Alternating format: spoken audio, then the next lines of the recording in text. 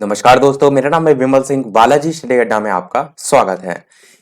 जैसे कि हम आपको सुपर टेट 2021 के लिए प्रैक्टिस सेट करा रहे हैं, जो कि प्रश्न आपके यूपी टेट 2021 के लिए भी इंपॉर्टेंट है। तो जस्ट इससे पहले हमारा प्रैक्टिस सेट नंबर 4 समाप्त हो चुका है। आज से हम स्टार्ट कर रहे हैं प्रैक्टिस सेट नंबर हमारा 5।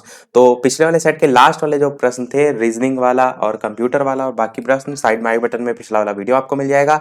आज हम देखेंगे प्रैक्टिस सेट नंबर 5 के अंतर्गत स्टार्टिंग के जो 20 प्रश्न हिंदी के आते हैं वो। तो चलिए शुरू करते हैं प्रश्न नंबर 1 से।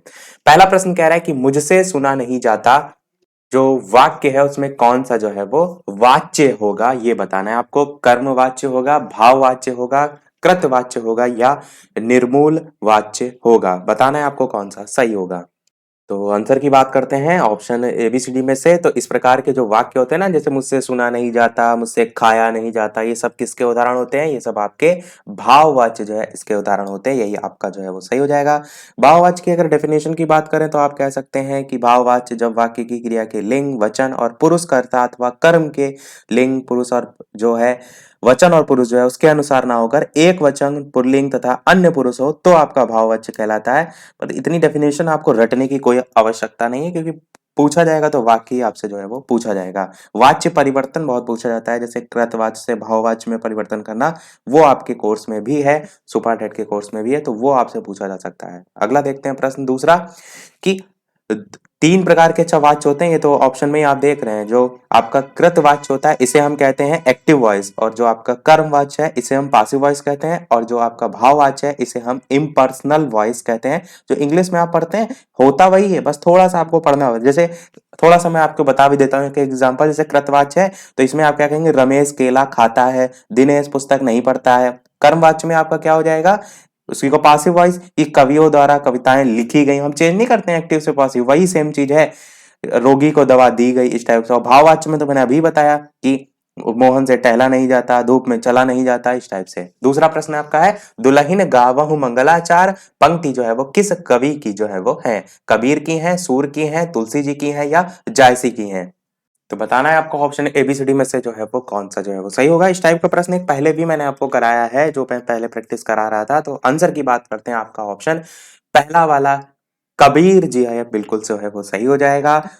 भक्ति काल के सर्वोच्च कवि के रूप में जाने जाते हैं कबीरदास जी, तो यही आपका सही हो जाएगा। और इनके आप जानते हैं पद, साखी, शबद, रामायणी, वो सारी चीजें भी पूछ ली जाती हैं। तीसरा प्रश्न देखते हैं, विकल्प पत्र के संपादक जो है वो कौन है?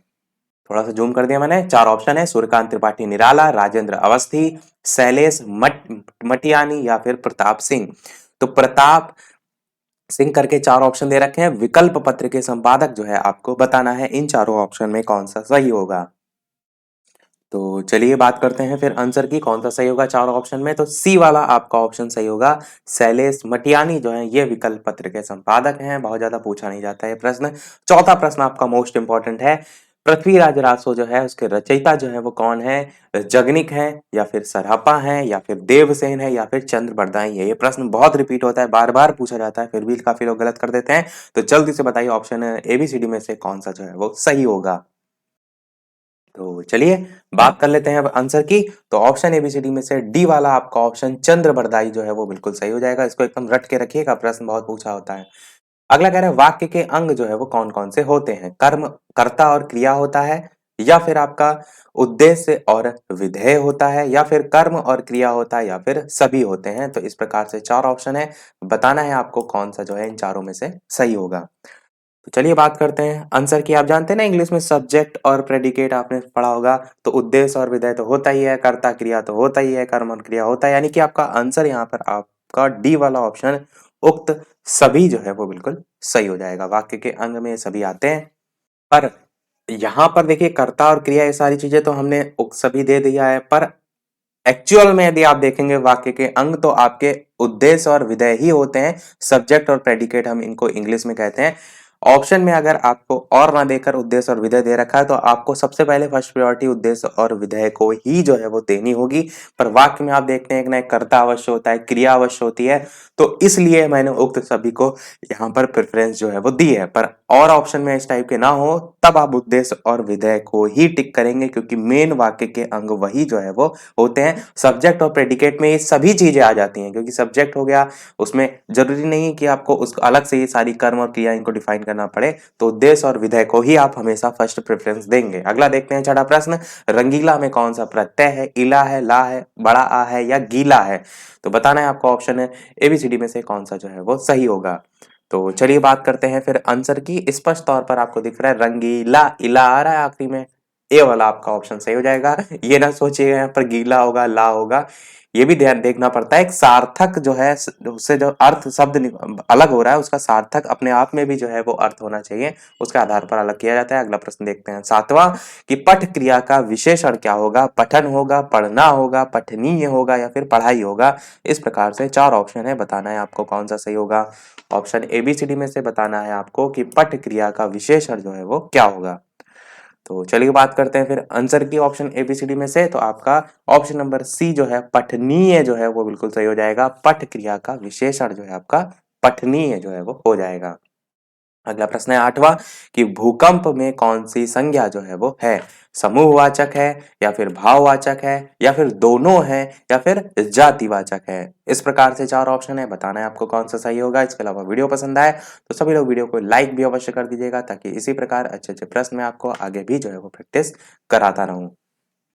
टोटल प्रकार आप सभी जानते हैं, संज्ञा के 5 भेद होते हैं, जातिवाचक, भाववाचक, व्यक्तिवाचक, समूहवाचक और द्रव्यवाचक। जिसमें से चारों ऑप्शन में कौन सा सही होगा, तो आप क्या कहेंगे, डी वाला ऑप्शन जातिवाचक जो है वो बिल्कुल सही हो जाएगा। तो जो आपका भूकंप है इसमें जो है आपका जातिवाचक संज्ञा है। बहुत से एग्जाम में रिपीट भी आपका होता है। जातिवाचक संज्ञा होता क्या है, जिस शब्द से किसी जाति का संपूर्ण बोध होता है या उसकी पूरी श्रेणी और पूर्ण वर्ग का ज्ञान होता है, उस संज्ञा शब्द को हम जातिवाचक संज्ञा कहते हैं। जैसे कि वस्तु की अगर बात करें तो उसमें मोटरसाइकिल, कार, टीवी, मोबाइल आदि सारी चीजें उस वस्तु में आती हैं, तो वस्तु आपका क्या है, जातिवाचक संज्ञा है। स्थान की अगर बात करें तो उसमें पहाड़, तालाब, गांव, मंदिर सब आ जाता है, तो स्थान भी आपका हो गया। इसी प्रकार जातिवाचक संज्ञा। प्राणी की अगर बात करें तो लड़का, लड़की, घोड़ा, शेर सभी चीजें आ रही, तो आपका वो सब जातिवाचक संज्ञा में ही आपका जो है आता है, यानी संपूर्ण जाति का बोध कराता है। प्राणी जो बस शब्द है वो संपूर्ण जाति का बोध करा रहा है, इसलिए आपका जातिवाचक संज्ञा जो है वो हो जाएगा। और अन्य ऑप्शन तो आप जानते हैं, जैसे कि समूहवाचक की बात करते हैं तो समूहवाचक जो शब्द किसी विशिष्ट या एक ही वस्तुओं के समूह का बोध करा रहा हो, जैसे गेहूं का ढेर हो गया, लकड़ी का गट्ठर हो गया, विद्यार्थियों का समूह हो गया, और सेना जो होती है उसको भी समूहवाचक में रखते हैं, इस टाइप से। और भाववाचक की बात करते हैं तो जिस संज्ञा शब्द से आप कह सकते हैं किसी प्रकार का भाव प्रकट हो या किसी वस्तु, पदार्थ या प्राणी की दशा, उसकी स्थिति का पता चलता हो, जैसे कि गर्मी हो गया, सर्दी हो गया, बुढ़ापा हो गया, जवानी हो गया, मिठास हो गया, खटास हो गया, इस टाइप के बहुत से एग्जाम्पल आप देखते हैं।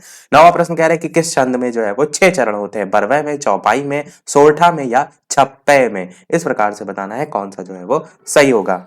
तो ऑप्शन एबीसीडी में से बताना है आपको कौन सा जो है वो सही होगा।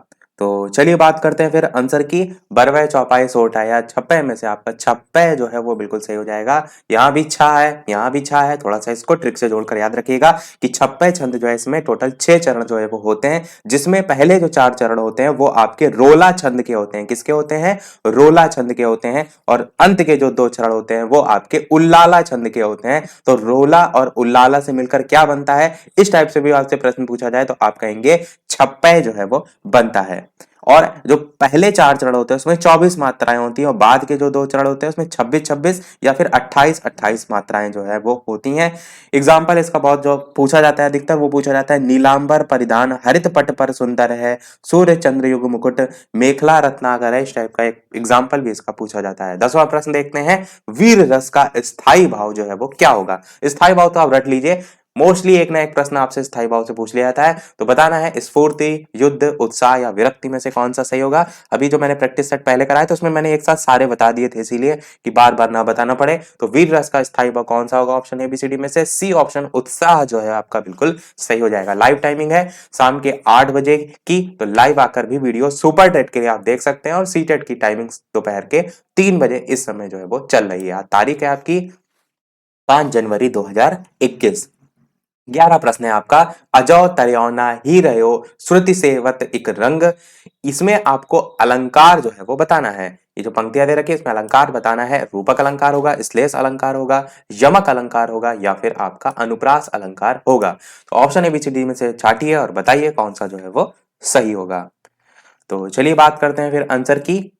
तो चलिए बात करते हैं फिर आंसर की ऑप्शन एबीसीडी में से। तो बी वाला आपका ऑप्शन श्लेष अलंकार सही हो जाएगा। श्लेष अलंकार आप जानते हैं अर्थ श्लेष का क्या होता है, चिपकना, जहां पर एक शब्द ही एक ही बार यूज होने पर दो अर्थ दे, वहां पर आपका श्लेष अलंकार जो है वो होता है। अगला प्रश्न देखते हैं आपका 12वां प्रश्न आपका कह रहा है कि दुधारी जो है उसमें समास जो है वो कौन सा होगा। उत्तर पद प्रधान द्विगु होगा, वैकल्पिक द्वंद्व होगा, समाहार द्विगु होगा या फिर इतरेतर द्वंद्व। ये जो आप देख पा रहे हैं यहाँ पर समास लिखे हैं, ये समास के प्रकार के अंतर्गत प्रकार जो है वो दे रखे हैं। इतना डिटेल में यहाँ पर पूछा गया है, तो बताना है आपको ऑप्शन एबीसीडी में से कौन सा जो है वो सही होगा। तो चलिए बात करते हैं फिर आंसर की। दुधारी का आपको पता होना चाहिए कि समास विग्रह क्या होगा, तो दो धारों वाली होगा। देखिए दुधारी, आप दूध से ना उसका अर्थ निकाल लीजिए, तो आप यहां पर गलत कर देंगे। जब आप निकालेंगे दो धारों वाली, तो यहां पर संख्यावाची शब्द आ रहा है, तो आपको समझ में आएगा। द्विगु समास होगा तो द्वंद्व वाले तो आप काट देंगे दोनों ऑप्शन। अब समाहार द्विगु और उत्तर पद प्रधान द्विगु में पहला वाला ऑप्शन सही होगा। द्विगु जो है ये आपका संख्यावाची होता है, इसलिए मैंने कहा कि समास विग्रह आप करके देखेंगे, तभी आपको जो है वो सही से समझ में आएगा। अगला देखते हैं प्रश्न नंबर 13। तो संधि बताने के लिए आपको सबसे पहले क्या पता होना चाहिए कि किस प्रकार से आप इसे ब्रेक करेंगे, तभी आप यहाँ पर छाट पाएंगे। तो देखिए निरंतर में आपका जो संधि विच्छेद होगा वो किस प्रकार से होगा, निहि और साथ में लगेगा विसर्ग और प्लस आपका होगा अंतर, निहि प्लस अंतर, इस टाइप से आपका जो है ये टूटेगा, संधि विच्छेद होगा। अब आप आसानी से बता सकते हैं कौन सी संधि होगी। जब आपने यहाँ पर देख लिया कि ये लगा हुआ है विसर्ग, तो आपको बिल्कुल कंफ्यूज नहीं होगा और आप कहेंगे विसर्ग संधि, आपका दूसरा वाला ऑप्शन बिल्कुल जो है वो सही हो जाएगा। अगला प्रश्न देखते हैं 14 की खेत रहना मुहावरा जो है इसका शाब्दिक अर्थ जो है वो क्या होगा। इज्जत बच जाना होगा, प्रेम करना होगा, वीर गति को प्राप्त हो जाना होगा या फिर शत्रु से मुकाबला होगा। तो चलिए फिर बात करते हैं ऑप्शन एबीसीडी में से क्या इसका अर्थ होगा। तो इसका अर्थ होता है वीरगति को प्राप्त हो जाना या फिर काम आना, इसके संदर्भ में यूज होता है। तो काम आना तो ऑप्शन में नहीं है, सी वाला ऑप्शन है वीरगति को प्राप्त हो जाना, यही हम इसको टिक जो है वो करेंगे। ये आपका होगा खेत रहना मुहावरे का शाब्दिक अर्थ। अगला प्रश्न देखते हैं 15 कि जहां जो है वो खाना मुफ्त में मिलता है, वाक्य जो है उसके लिए आपको एक शब्द जो है वो बताना है। चार ऑप्शन है, सदावर्त कहते हैं उसे जहां खाना मुफ्त में मिलता है, या फिर होटल कहते हैं उसे, अन्नालय कहते हैं, या इनमें से कोई नहीं। अब देखिए आपको नहीं भी बिल्कुल आता होगा, तब भी कभी भी आप होटल को तो नहीं लगाएंगे, क्योंकि होटल में खाना मुफ्त में तो मिलता नहीं है। दो ऑप्शन आप सोचेंगे, सदावर्त होगा या अन्य आलय। अन्न आलय किसे कहते हैं, थोड़ा सा ना पता हो तो इसको ब्रेक कीजिए। अन्न और आलय, अन्न जो खाने पीने वाली चीजें होती हैं और आलय मतलब वो स्थान, तो उस स्थान में क्या खाना मुफ्त मिलेगा, तो नहीं आप कहेंगे। यहाँ पर किसी प्रकार के दान की बात नहीं की जा रही है, तो सी ऑप्शन को भी काट देंगे। जब आपको बिल्कुल नहीं आता है तब आप ऐसा करेंगे, वैसे तो आप सदावर्त को डायरेक्ट सीधे टिक लगा देंगे यदि आपको पता हो, पर ना आता हो तो ऑप्शन काट के आप उत्तर तक पहुंचने का प्रयास किया करिए, तो गलत नहीं करेंगे। तो यहाँ पर आपका सदावर्त बिल्कुल सही हो जाएगा, जहां खाना मुफ्त में जो है वो मिलता है उसे सदावर्त जो है वो कहते हैं।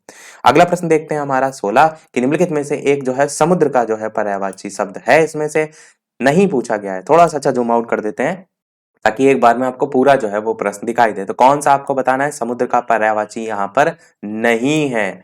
चार ऑप्शन है, जलधि नहीं है, या फिर जलधाम नहीं है, या फिर जलाधिप नहीं है, या फिर जल निधि नहीं है। तो बताना है, छाटना है कौन सा सही होगा।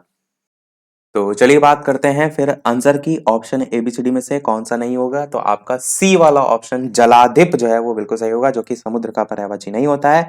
और सभी आपके जो है समुद्र के पर्यायवाची होते हैं, जैसे कि जलधि हो गया आपका, जलधाम हो गया, जल निधि हो गया, और जो यहाँ पर नहीं लिखे हैं उसमें अम्बु निधि आपका होता है। समुद्र की जगह समुंदर भी लिखा रहता है, जलेश लिखा रहता है, सिंधु लिखा रहता है, सागर लिखा रहता है। तो ये सब किसके पर्यायवाची हैं, समुद्र या सागर के पर्यायवाची हैं, जबकि सी वाला जो है वो नहीं है, नहीं आपसे पूछा गया था। 17 प्रश्न देखते हैं। 17 प्रश्न कह रहा है कि इनमें से कौन सा शब्द जो है वो तत्सम है। सेज है, लाख है, रीस है या वेश है। इस प्रकार से चार ऑप्शन है, कौन सा सही होगा बताना है आपको। तत्सम शब्द जो है वो छाटना है। तो ऑप्शन एबीसीडी में से बताना है आपको जो है वो कौन सा सही होगा।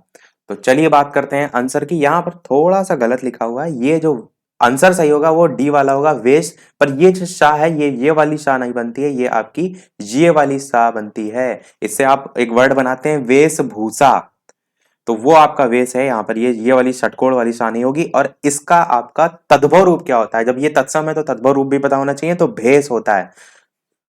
भेष जो है आपका होता है। अगला प्रश्न देखते हैं। 18 प्रश्नवाचक चिन्ह की पहचान कीजिए। बहुत ही इजी सा क्वेश्चन है, कोई भी गलत नहीं करेगा। ऑप्शन है 1 2 3 ABCD में से आपको पता है आपका बी वाला ऑप्शन यही जो है वो प्रश्नवाचक चिन्ह जो है वो होता है। अगला प्रश्न देखते हैं। आपका 19 प्रश्न कह रहा है 19 और 20 गद्यांश पर आधारित। थोड़ा सा गद्यांश को पढ़ते हैं, थोड़ा सा जूम आउट कर देते हैं कि पूनम की रात थी, सड़क पर तेज चांदनी फैली हुई थी, मैं धीरे धीरे टहल रहा था, अचानक मुझे सीटी की आवाज जो है वो सुनाई पड़ी। पहले मैंने सोचा ये कोई मुझ जैसा ही देर शाम को सैर करने वाला लड़का है। सीटी की आवाज ऊंची और प्रसन्नता भरी थी। अचानक जो है साइकिल पर सवार एक लड़का मेरी बगल से तेजी से गुजरा। मैं उसका चेहरा देख नहीं पाया। कुछ ही मिनट में वह वापस लौट आया। इस बार वह मुझसे कुछ फीट की दूरी पर रुका और मेरी ओर मुस्कुराया। वो दुबला पतला 14 साल का सा लग रहा था। वो एक स्कूली ब्लेजर, एक टोपी और एक स्कार्फ जो है वो पहना था। उसकी आंखें चांदनी जैसी चमकीली और ठंडी थी। तुम्हारी साइकिल पर घंटी नहीं लगी? मैंने कहा। वह कुछ नहीं बोला। मैंने अपने हाथ बाहर निकाले पर उसने उसे नहीं थामा। फिर अचानक ही वो तेजी से निकल गया। अगले दिन मुझे बताया गया कि वह सीटी वाला लड़का एक भूत था। तो ये जो है आपका बहुत ही बढ़िया गद्यांश दे रखा है। 19 नंबर इस पर आधारित प्रश्न पूछा गया है कि किस्सा सुनाने वाला लड़के का चेहरा क्यों नहीं देख पाया? अंधेरे के कारण नहीं देख पाया, लड़का तेजी से निकल गया इस कारण नहीं देख पाया, या फिर लड़के का मुंह कहीं और था, या लड़के की सूरत भद्दी थी। तो क्यों नहीं देख पाया? अभी मैंने बताया क्योंकि लड़का तेजी से जो है वो निकल गया। यही वाला आपका ऑप्शन बिल्कुल सही हो जाएगा। और अगला इस वीडियो का लास्ट प्रश्न देखते हैं। इसके बाद एक प्रश्न हम आपसे भी पूछेंगे, जैसे कि सभी वीडियो में हम आपसे एक ना एक प्रश्न पूछते हैं। तो इस गद्यांश में प्रयुक्त पूनम से क्या तात्पर्य ये आपको बताना है। और वीडियो अभी तक आपने लाइक ना किया हो तो एक लाइक तो आप सभी का बनता ही है, ताकि मुझे ही मोटिवेशन मिलता रहे। आपके एक लाइक से चैनल पर नए हो तो सब्सक्राइब करके भी अवश्य जुड़ जाइएगा। और टेलीग्राम चैनल से नहीं जुड़े हैं तो वीडियो के डिस्क्रिप्शन में आपको लिंक मिल जाएगी, सर्च करके भी बालाजी स्टडी अड्डा आप जुड़ सकते हैं। बात करते हैं आंसर की। तो एक गद्यांश में प्रयुक्त जो पूनम है उससे तात्पर्य है आपका पूर्णिमा से। तो बी वाला आपका ऑप्शन जो है वो बिल्कुल सही हो जाएगा। तो सारे प्रश्न हमारे समाप्त हुए। अब जैसा कि सभी वीडियो में हम आपसे एक नए प्रश्न पूछते हैं, आप देख लेते हैं इस वीडियो का प्रश्न। तो ये रहा सबसे पहला प्रश्न। आज हम दो प्रश्न पूछेंगे, एक आपका विज्ञान से पूछेंगे, एक संस्कृत से पूछेंगे। तो संस्कृत का आपका पहला प्रश्न है कि संस्कृत में जो है वो कितने कारक होते हैं? 6 होते हैं, 7 होते हैं, 8 होते हैं, या 5 होते हैं? ये हो गया आपका पहला प्रश्न, जिसका आपको आंसर वीडियो के मेन कमेंट में टाइप करके बताना है। दूसरा प्रश्न आपके लिए है कि डीएनए में मौजूद जो शर्करा है वो होती है ग्लूकोज होती है, फ्रैक्टोज होती है, या डीऑक्सीराइबोस होती है, फिर राइबोस होती है? इसका भी आंसर आपको वीडियो के मेन कमेंट में टाइप करके बताना है। तो ये दो प्रश्न आज आपसे पूछ रहे हैं।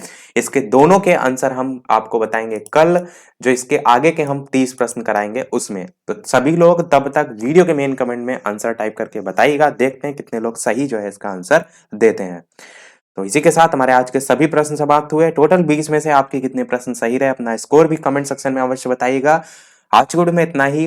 वीडियो पसंद आया हो तो लाइक अवश्य कीजिएगा, चैनल पर नए हो तो सब्सक्राइब करके हमारी फैमिली में जुड़ अवश्य जाइएगा, ताकि आगे आने वाला कोई भी वीडियो आपसे मिस बिल्कुल भी ना हो। तो मिलते हैं फिर अगले वीडियो में एक नए टॉपिक के साथ। तब तक के लिए नमस्कार। Thank you for watching.